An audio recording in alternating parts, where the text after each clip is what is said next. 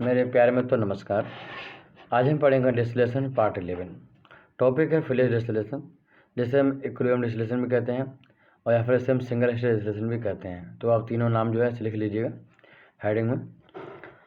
मेरा नाम है शिवम शुक्ला और मैं पढ़ा रहा हूँ आपको केमिकल इंजीनियरिंग। तो हम मास ट्रांसफ़र बहुत दिनों से पढ़ रहे हैं। आपने देखा कि हम धीरे धीरे आगे बढ़ रहे हैं। मास ट्रांसफर में हीट ट्रांसफ़र में पूरा कर लिया, फ्लूइड मैकेनिक्स हमारा पूरा हो गया, हीट ट्रांसफ़र पूरा हो गया, सीआरई पूरा हो गया, एमई पूरा हो गया, मैकेनिकल ऑपरेशन पूरा हो गया। हम पढ़ रहे हैं मास ट्रांसफ़र ऑपरेशन। तो आइए हम स्टार्ट करते हैं मास ट्रांसफ़र ऑपरेशन।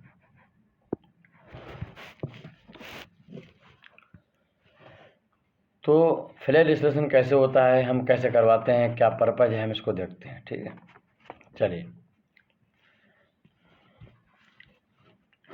सबसे पहले एक फिगर बनाएंगे हम।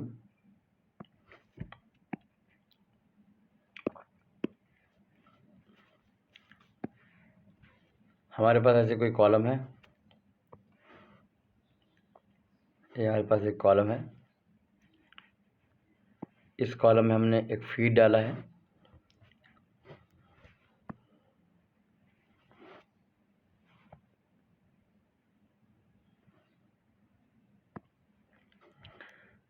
यहाँ से हम इस कॉलम को बना लेते हैं इस तरीके से। यहाँ फीड डालेंगे। मान लेते हैं फीड जो है हमारी, जिसमें मोर वोलेटाइल भी है और लेस वोलेटाइल भी है, वो एफ मोल है। ठीक, this is the F kg per hour, F mole per hour इतनी है। और उसमें मोर वोलेटाइल कंपोनेंट है, उसका मोल फ्रैक्शन है एक्सएफ है। अंदर जो है इस तरीके जाने पर अंदर डिफ्लेक्टर लगे होते हैं, यानी डिफ्लेक्टर कहते हैं इसे, डिफ्लेक्टर लिक्विड और वेपर को अलग करने का काम करते हैं। इनसे लिक्विड वेपर टकराती है तो लिक्विड नीचे और वेपर ऊपर चला जाता है। इस तरीके से यहाँ पर अगर कोई लिक्विड कंपोनेंट आता है जिसे हम बॉटम प्रोडक्ट बोलते हैं, एफ रेसिड्यू बोलते हैं। मान लेता हूँ this is amount W, bottom product. ठीक, या फिर इसको बोलते हैं रेसिड्यू, मतलब बचा हुआ। ऊपर यहाँ से मुझे मिलती हैं वेपर्स। वेपर्स को हम कंडेंस कर सकते हैं, कंडेंसर है वो। मान लेता हूँ D kg पर आवर या मोल पर आवर जो हमने लिया हुआ यूनिट हमें मिल रहा है टॉप प्रोडक्ट, और उसमें मोल वाला कंपोनेंट जो है उसका मोल फ्रैक्शन है XD या फिर मास फ्रैक्शन HD।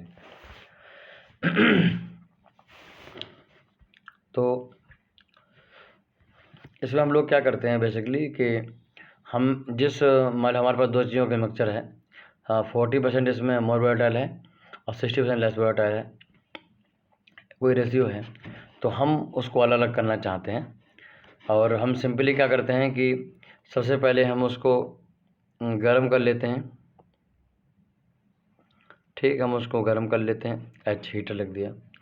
गर्म करने के बाद क्या होता है, कोई लिक्विड मिक्सचर है, गर्म जब कर देते हैं तो हम उसको अगर किसी बड़े वॉल्यूम में फेंकेंगे तो आसानी से क्या होगा, वो लिक्विड वेपर अलग अलग हो जाएगा। तो अलग करने के लिए हम उसका एक काम और करते हैं, उसका प्रेशर भी डाउन कर देते हैं, प्रेशर लेट डाउन कर देते हैं। प्रेशर डाउन करने को हम बोलते हैं लेट डाउन प्रेशर। ठीक, प्रेशर लेट डाउन करना। ठीक, ये PRV है। PRV मतलब है प्रेशर रिड्यूसिंग वाल्व। हम जब इससे गुजारते हैं तो क्या होता है, हमारा जो लिक्विड है मिक्सचर है उनका प्रेशर भी डाउन हो जाता है। अब हमने देखा है कि इसका प्रेशर भी कम हो चुका है और टेम्परेचर बढ़ चुका है। तो ऐसी कंडीशन अब जो जाएगा तो अंदर जैसे ही जाएगा बड़े वॉल्यूम में, प्रेशर तो वैसे कम हो गया है, थोड़ा सा वैक्यूम जैसा तो उत्पन्न कर दिया है। जैसे जाएगा तो तुरंत एक बड़ा पोर्शन ऐसा होगा जो वेपराइज हो जाएगा। अब वेपराइज कौन सा होगा, जिसका बॉइलिंग पॉइंट कम होगा, यानी मोर वोलेटाइल वाला होगा। तो हम देखेंगे कि अंदर जाने पर क्या होता है कि यहाँ पर इस तरीके से वेपर मिलेगी मुझे, यहाँ पर मिलेगी वेपर उठेगी, यहाँ पर जाएगी, इसके बाद एक कंडेंस हो जाएगी। ठीक, ड्रॉपलेट के फॉर्म में कन्वर्ट हो जाएगी। और साथ में देखो यहाँ पर जो है क्या है, ये आपका दोनों चीज़ों का मिक्सचर है। अगर हम इसको यहाँ पर देखें तो देखेंगे कि ये क्या है, इस तरीके से है।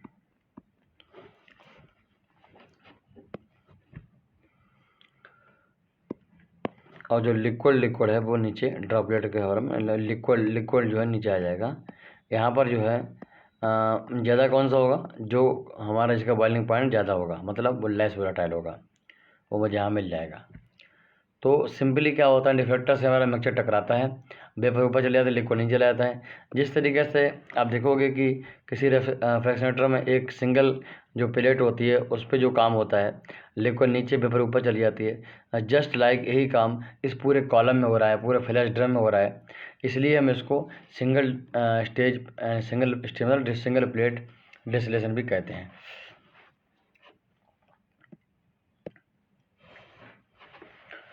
इस तरीके से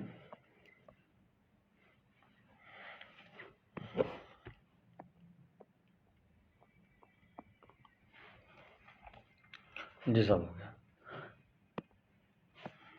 यहाँ आप लिख सकते हो कि हमने मान लिया कि जो F है वो A प्लस B का मिक्सचर है, और A जो है वो मोर वोलाटाइल है और B जो है वो लेस वोलाटाइल है। ओके,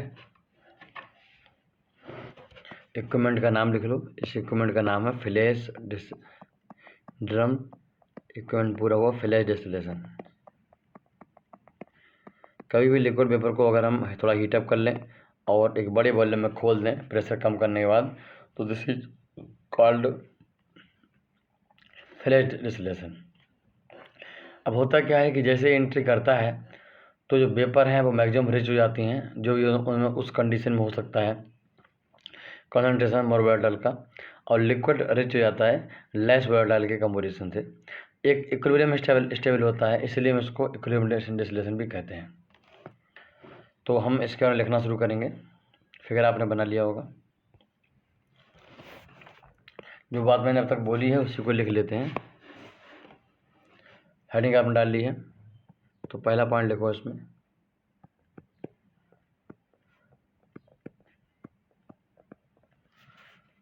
जो मैंने बोला उसको अपने लैंग्वेज लिख सकते हो आप नोट्स में। Vapour is out from column after meeting liquid vapour equilibrium.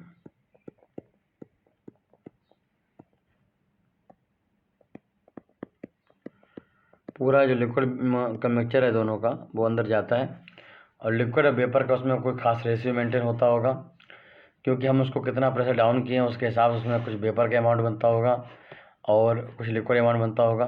दोनों लिक्विड और वेपर आपस में क्या करते हैं, इक्विलिब्रियम बनाते हैं, और इस तरीके से इक्विलिब्रियम बनाने के बाद जो वेपर है वो ऊपर चली जाती है और लिक्विड नीचे चला जाता है।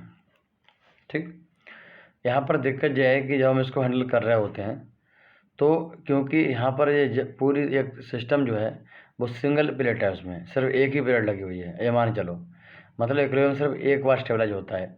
इसलिए यहाँ पर जो ऊपर हम ये तो मानते हैं कि मोर वोलेटाइल कंपाउंड ज़्यादा है ऊपर, बट बहुत ज़्यादा नहीं होता है, मतलब ऐसा देखा गया है कि प्योरिटी बहुत अच्छी नहीं मिलती है। तो लिख लीजिएगा।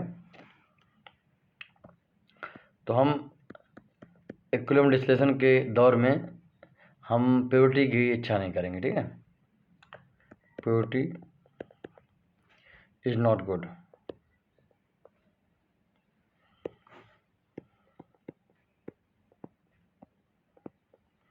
so we can say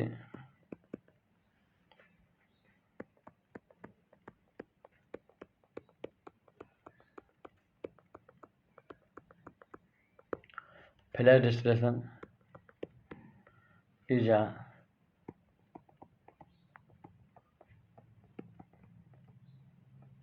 single stage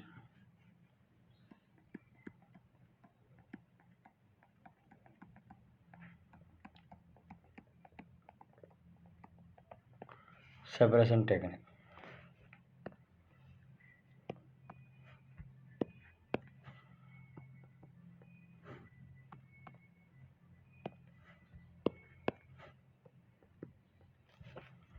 आगे देखो,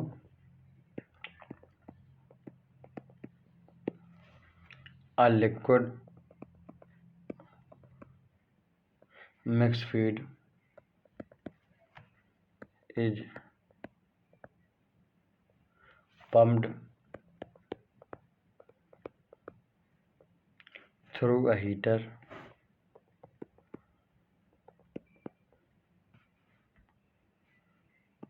to rise temperature and as per enthalpy of mixture। ठीक, हम सबसे पहले लिक्विड मिक्सचर जो है उसको हम हीटअप कर लेते हैं, जिससे कि उसका टेम्परेचर बढ़ जाता है और साथ में उसकी एंथैल्पी बढ़ जाती है। ठीक, ये बहुत ही महत्वपूर्ण काम है। और इतना बढ़ाने के बाद फिर हम जैसे ही थोड़ा प्रेशर डाउन करते हैं, ऑटोमेटिक बड़े वॉल्यूम में जाने पर वो लिक्विड अलग और वेपर अलग हो जाती है। मतलब एक मिक्सचर फॉर्म हो जाता है, इसमें वेपर है, लिक्विड है, वेपर तो ऊपर जानी है। उनको बिल्कुल अलग करने के लिए रिफ्लेक्टर लगा देते हैं, जिनसे टकरा के लिक्विड नीचे और वेपर ऊपर चली जाती है।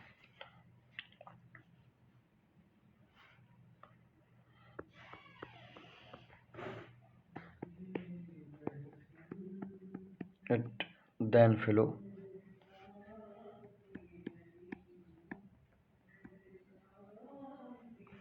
through PRV pressure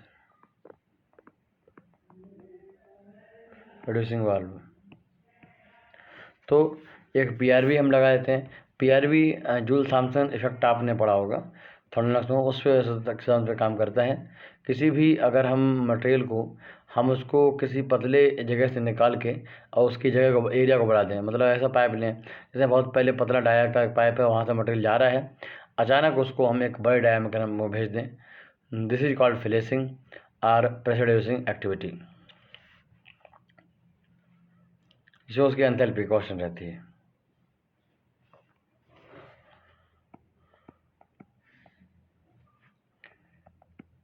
and the pressure is reduced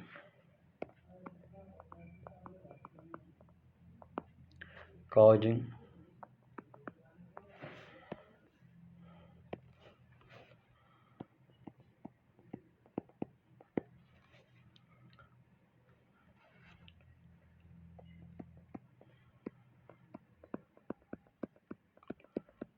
जिससे क्या होता है, लिक्विड जो है पार्सली वेपराइज जाता है, कुछ वेपर बन जाती है और कुछ लिक्विड बन जाता है। इसमें आगे लिख लो,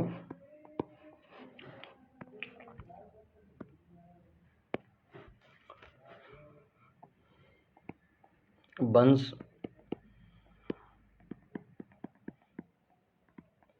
the mixture enters a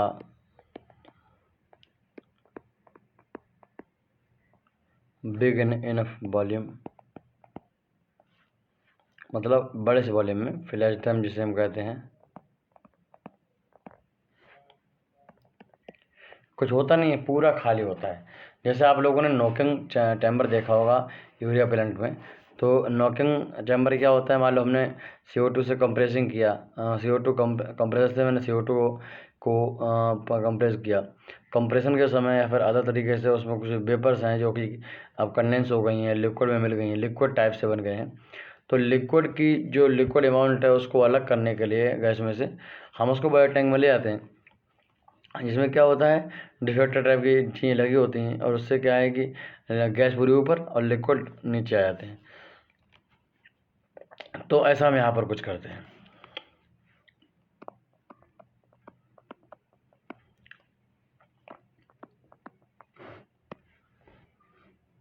liquid and vapour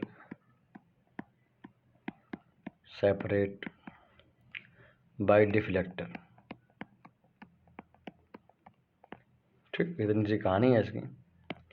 जो मैंने यहाँ पर नोट जो आपको ये लिखवाए हैं, ये FXF WXWD, तो ये जो है एक्चुअली हम इसको इस तरीके से ना लिख के हम एक और तरीके से लिख सकते हैं।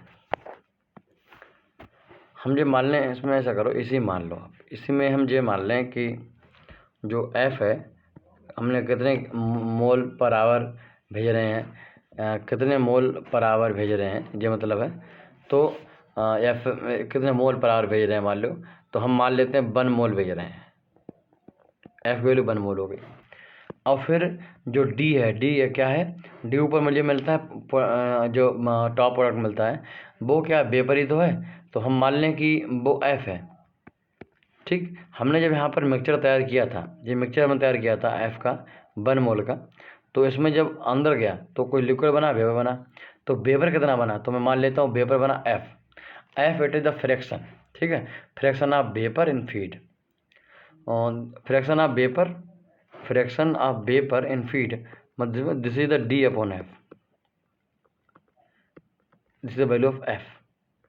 अरे F की वैल्यू देखो क्या है, D है, और कैपिटल F वो D की वैल्यू क्या है ना, F है, स्मॉल f, और जो कैपिटल F है वो क्या 1 है, तो वैल्यू कितनी होगी small f, D upon F equals to F। तो अगर 1 मोल डाला है और D ऊपर चला गया F, तो नीचे कितना मिलेगा, 1 में से घटा दो 1 माइनस F, ये नीचे में जो मिल गया 1 माइनस F जो हमारा है नीचे, उसमें जो मोल वोलेटाइल है उसका मोल फ्रैक्शन कितना है, तो XW है।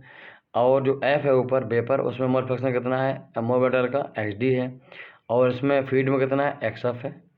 तो इसको ध्यान रखिएगा और इसको हम बैलेंस करते हैं। यहाँ से मुझे फेरल डिस्टिलेशन की जो इक्वेशन है, DNA इक्वेशन है, वो यहाँ से मिल जाती है, ऑपरेटिंग इक्वेशन यहाँ से मुझे मिल जाती है।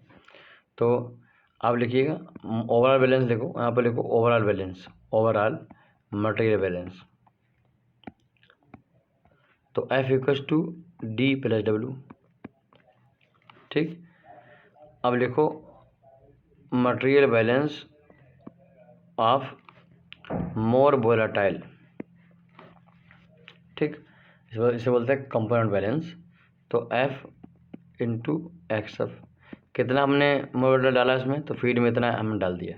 ठीक, और बचा हुआ 1 माइनस वो बचा हुआ जो होगा वो क्या, F इंटू 1 माइनस XF, वो जो है लेस वोलेटाइल होगा, उससे मतलब नहीं है।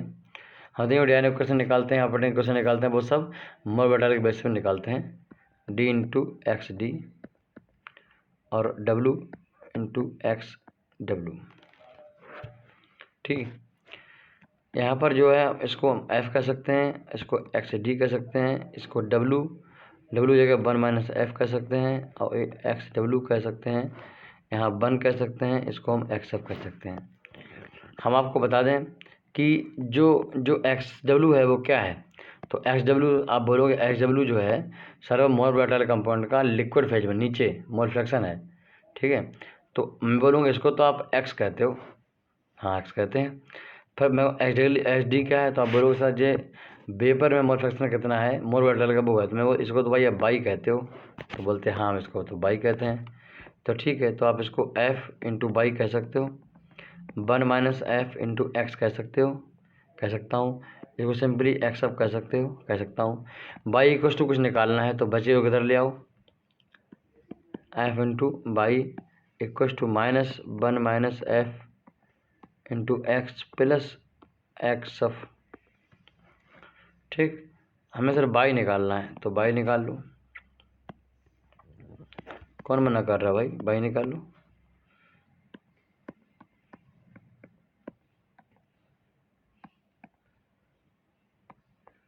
जैसे आप बोलते हैं ना सर हमें तो बस एक ही सर्टिफिकेट परचेस करना है, या हमें 2 परचेस करने हैं, 3 परचेस करने हैं, तो जितने आपको हमारे सर्टिफिकेट परचेस करने हैं आप परचेस करिए, कोई दिक्कत वाली बात नहीं। जब मुझे मालूम है जब आप अच्छे से पढ़ोगे तो ऑटोमेटिक सारे सर्टिफिकेट आप लोगे ही। ठीक, this is the final equation.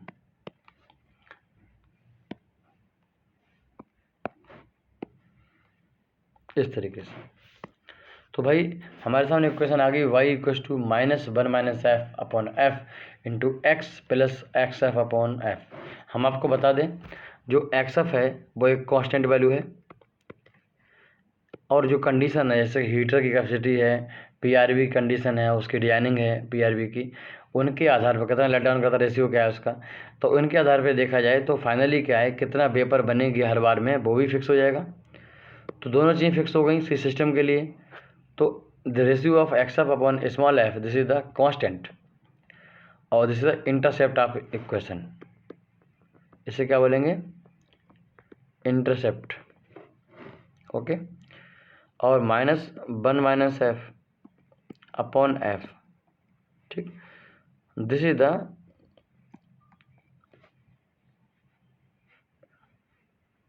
Slope,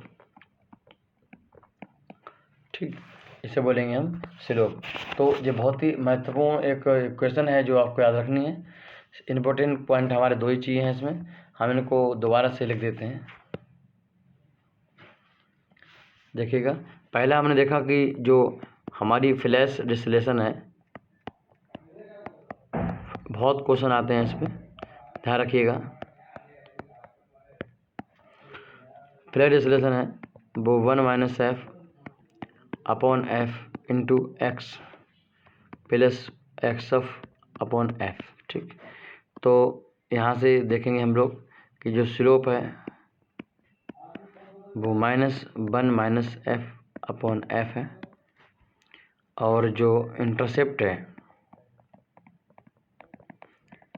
intercept आप किसका, y equals to m x plus c line का जो इंटरसेप्ट है वो हमारा एक्स एफ अपॉन एफ है, ठीक। हम आपको इसमें जो गलती बच्चे करते हैं वो हम याद दिला देते हैं। गलती यह है कि जो एफ है, हम इसके बारे में बात कर रहा हूँ, यह क्या है, हम जब मिक्सचर डालते हैं तो उसमें हाउ मच फ्रैक्शन है वेपर, है ना, जिससे तो वेपर फ्रैक्शन है। ध्यान रखिएगा मैं क्या बोल रहा हूँ, 1 मोल डालने पर वेपर कितनी फार्म होती हैं उसको बताता है हमें स्मॉल है। क्लियर। आगे हम जब फ्रीडाइन इक्वेशन बताएंगे तो वहाँ यूज करेंगे क्यू। क्यू क्या है, 1 मोल डालने पर नीचे हमारे बॉटम में कितने मोल मिलता है लिक्विड। मैं क्या बोल रहा हूँ, 1 मोल डालने पर नीचे लिक्विड कितना मिलता है उसको बताता है क्यू। तो क्यू और एफ आपस में उल्टे हैं, मतलब हम F equals to 1 minus q या फिर q equals to 1 minus F लिख सकते हैं। बात में आ गई। तो अगर आपको फील्ड लाइन की स्लोप पता करना है तो जहाँ एफ लिखा है वह 1 माइनस क्यू पुट कर दीजिए। ऐसी बात बिल्कुल सही है, ठीक। बट हम आपको बता रहे हैं, आपको क्लियरली समझ लेनी है, हम आगे उसको डिस्कस भी करेंगे। एफ यहाँ पर क्या है कि how much vapour form in a flash distillation और a flash drum when 1 mole of feed entering the flash drum after heating and reducing the pressure और पासिंग फ्रॉम द पीआरवी। तो इतना आपको ध्यान रखना है। यही था आज का लेक्चर। हम इसमें 1-2 क्वेश्चन और करेंगे, न्यूमेरिकल करेंगे, और प्रीवियस ईयर क्वेश्चन एग्जाम में आए हुए हैं उनको देखेंगे। बहुत ही सिंपल क्वेश्चन आते हैं और इसमें हम लोग सॉल्व करेंगे। इसमें हम प्रीवियस इसरो का DRDO बार्क का और साथ में गेट एग्जाम क्वेश्चन करेंगे। टॉपिक्स हैं, फिर हम पढ़ेंगे बैच डिस्टिलेशन, जिससे हम सिंपल या फिर डिफरेंशियल डिस्टिलेशन कहते हैं, रियल डिस्टिलेशन कहते हैं। हम उसको डिफाइन करेंगे, उसको सॉल्व करके दिखाएंगे और चीज़ें उसको देखेंगे। फिर मिलते हैं। नमस्कार, जय हिंद, जय भारत। अगर हमारी क्लास को यूट्यूब पर देख रहे हैं तो आपसे हम रिक्वेस्ट करेंगे आप चैनल सब्सक्राइब कर लीजिए। अपने सभी फ्रेंड्स को बताइए कि हम IOCL, apprentice point vacancy, HURL, NFL, DRDO, ISRO, BARC, heavy water board, इन सब के लिए पढ़ाते हैं। और हमारी टोटल फीस मात्र 11,440 थी, उसको घटा के 8,000 से भी लगभग 8,000 के आसपास कर दिया गया है, ताकि आप मैक्सिमम लोग उसको पार्टिसिपेट कर सकें, उसको ले सकें। और बहुत सारे बच्चों का जो हमें हेल्प मिली है पूरे इंडिया से, उसकी वजह से फीस को मैंने कंटिन्यू कम किया है। तो आप लोग बेफिक्र होकर क्लास को ज्वाइन करिए, बहुत ही अच्छे रिजल्ट आएंगे। और हमारे जो इस बार इंडियन ऑयल में 42 बच्चों का सिलेक्शन एज अप्रेंटिस और 39 बच्चों का selection as a point vacancy हुआ है। उससे हमें इतना भरोसा हो गया है कि हम पक्का बहुत सारी वैकेंसी में आपका सिलेक्शन करवा सकते हैं, और हम डेफिनेटली आपके लिए काम कर रहे हैं। 2 साल से आपने देखा कि हमारे लेक्चर देखे होंगे, हम कितनी मेहनत से आपको पढ़ाते हैं, और हमारा जो कंटेंट है बहुत क्वालिटेटिव है, हम कहीं क्वालिटी से कंप्रोमाइज़ नहीं करते हैं। तो जो भी बच्चे सिस्टम को सपोर्ट करते हैं, सिस्टम उनका सपोर्ट करता है। जय हिंद, जय भारत।